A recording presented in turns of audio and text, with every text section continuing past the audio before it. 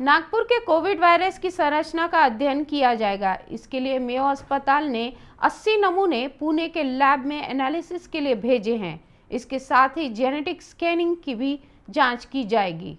Britain में Covid virus का नया स्वरूप मिलने के बाद हड़कंप मचा हुआ है। इसे देखते हुए नागपुर के कोविड वायरस का अध्ययन करने के लिए मेयो अस्पताल के विषाणु अनुसंधान व जांच प्रयोगशाला की तरफ से 80 नमूने पुणे के राष्ट्रीय विषाणु प्रयोगशाला को भेजे गए हैं। नमूनों का अध्ययन कर कोविड वायरस की संरचना का पता लगाया जाएगा। ब्यूरो रिपोर्ट, कृषि समृद्धि। भारत के पतन का कालखंड अब समाप्त हो गया है, ऐसा भारतीय विद्यार्थी परिषद के राष्ट्रीय अधिवेशन में भैयाजी जोशी ने कहा। इसके साथ ही लोकतंत्र रक्षा के लिए विद्युत की तरह सत्य बोलें, ऐसा कहते हुए उन्होंने अपने विचार व्यक्त किए।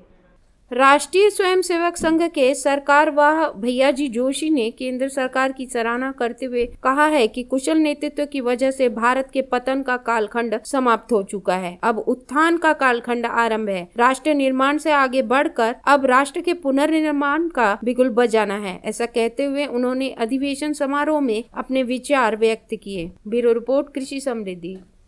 सेमिनरी हिल्स परिसर के बालुद्यान की स्थिति अत्यंत दयनीय है।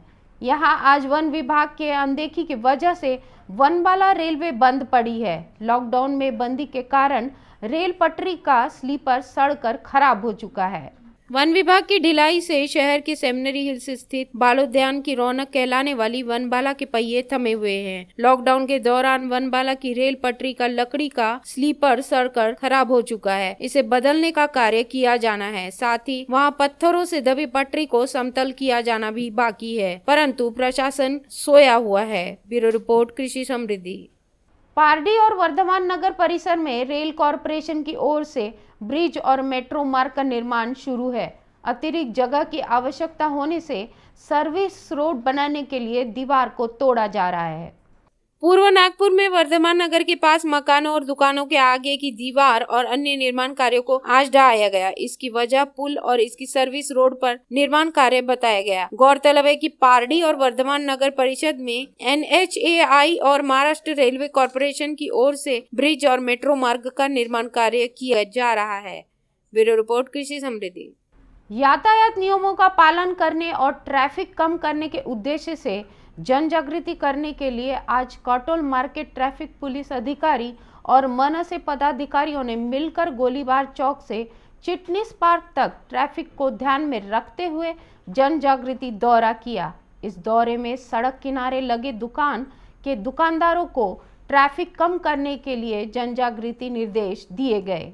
आज मनसे कार्यकर्ताओं और पदाधिकारियों सहित ट्रैफिक पुलिस अधिकारियों ने मिलकर ट्रैफिक नियमों का पालन करने और ट्रैफिक जाम कम करने के उद्देश्य से जन जागृति दौरा किया। शहर के यातायात में वाहन चालक और पदाचारियों को हो रही परेशानी को कम करने के लिए आज गोलीबार चौक से लेकर चिटनीस पार्क तक यह जन जागृति दौरा किया गया। इस जन जागृति दौरे में सड़क किनारे लगे दुकानदारों और दुकान के सामने फुटपाथ पर रखे सामान कम करने और ट्रैफिक जाम रोकने के निर्देश दिए गए। इस दौरे में मनसे कार्यकर्ताओं ने बड़ी सरलता के साथ दुकानदारों को फुटपाथ से सामान हटाने की विनती की। इस तरह भीड़ इकट्ठा न हो, ट्रैफिक जाम न हो, इसका भी मनसे कार्यकर्ताओं और ट्रैफिक पुलिस प्रशासन की तरफ से ध्यान रखा गया। इस जन जागृति दौरा में महाराष्ट्र नवनिर्माण सेना के शहर के अध्यक्ष विशाल भाऊ बड़गे, प्रदेश सर चिटनीस जनहित कक्ष के महेश जोशी, मनसे जिला अध्यक्ष विमल भाऊ रिजवी, ट्रैफिक पुलिस अधिकारी, मनसे कार्यकर्ता कुशल मोंदेकर और अन्य मनसे कार्यकर्ता उपस्थित थे।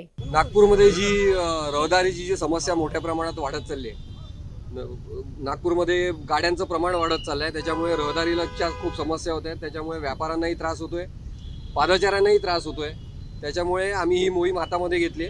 याच्यामध्ये आम्हाला वरिष्ठ पोलीस निरीक्षक संजय जाधव साहेब यांचं फार सहकार्य मिळालं आहे आणि आमची हीच इच्छा आहे की नागपूरचं ट्रॅफिक सुधारायला पाहिजे आणि आम्ही त्याच्याप्रमाणे प्रयत्न करतोय की नागपूरचं ट्रॅफिक हे रेग्युलराइज झालं पाहिजे, सगळं व्यवस्थित झालं पाहिजे, ज्याच्यामुळे कोणालाही त्रास होणार नाही। आम्ही गोळीबार चौकापासून चिटनीस पार्क पर्यंतचा पहिला रस्ता घेतलाय। त्याच्यामध्ये जे काही यश येईल त्याच्याप्रमाणे आम्ही हळूहळू सगळ्या नागपूरला कव्हर करणार आहे। सगळ्या नागपूरमध्ये रहदारी जी समस्या आहे ती लवकरात लवकर सुटली पाहिजे, याच्यासाठी आम्ही प्रयत्नशील आहोत। कुशल मोंदेकर और उनके कार्यकर्ता जो लोग हैं, उन लोगों ने एक मुहिम निकाली है ट्रैफिक के मार्फत। ट्रैफिक के हमारे अधिकारी और कर्मचारी है कुछ, उनके मार्फत एक मुहिम निकाले है गोलीबार से चिकनी पार तक। जितने भी फुटपाथ पे दुकानदार जो सामान रखते हैं अपने फुटपाथ पे और दुकान के बाहर, इनको निवेदन कर रहे हैं हम कि ये अपने दुकान के अंदर रखें अपना सामान और फुटपाथ खाली करें, किसी भी प्रकार के वाहन यहाँ न रखें, क्योंकि यहाँ ट्रैफिक जाम की समस्या बहुत बड़ी है। हाँ, तो इसीलिए उनको निवेदन कर रहे हैं मनसे के कार्यकर्ता और पुलिस की तरफ से कि वो ना लगाए, रोड के ऊपर में गाड़ी वगैरह व्यवस्थित लगाए और यहाँ पे ट्रैफिक सुचारू ढंग से चलना चाहिए करके। तो गांजा खेत चौक में अभी सिग्नल वगैरह का नहीं है, तो ट्रैफिक के जो पेट्रोलिंग वाले रहते हैं उन लोगों को खाली करा लेते हैं यहाँ से। लोकेश मोहिते, कृषि समृद्धि।